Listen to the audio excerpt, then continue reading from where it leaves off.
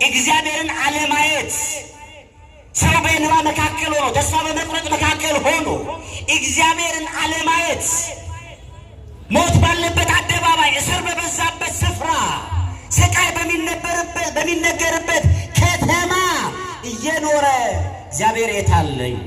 እግዚአብሔርን ማየት አለመቻል፣ እግዚአብሔርን መመልከት አለመቻል፣ በስራው ማየት አለመቻል፣ በንግግሩ ማየት አለመቻል፣ ድምፁን ሳይቶ እርሱ መሆኑን መለየት አለመቻል።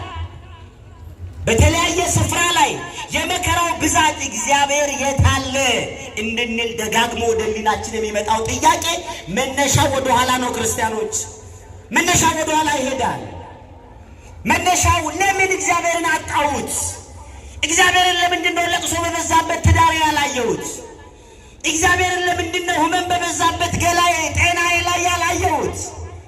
እግዚአብሔርን ለምንድን ነው ፈተና በበዛበት ወጣትነቴ ውስጥ ያላየሁት? እግዚአብሔርን ለምንድን ነው እስር በበዛበት ኪሳራ በተነገረበት ስቃይና መከራ የኔ መገለጫ እስኪመስል ደጋግሞ በተወራበት ማንነቴ ውስጥ እግዚአብሔርን ለምንድን ነው ያላየሁት? ክርስቲያኖች እግዚአብሔርን ለምንድን ነው ያላየነው? እያለቀስን ለምንድን ነው ያላየነው? መከራችን በዝቶ ለምንድን ነው እግዚአብሔርን ያላየነው?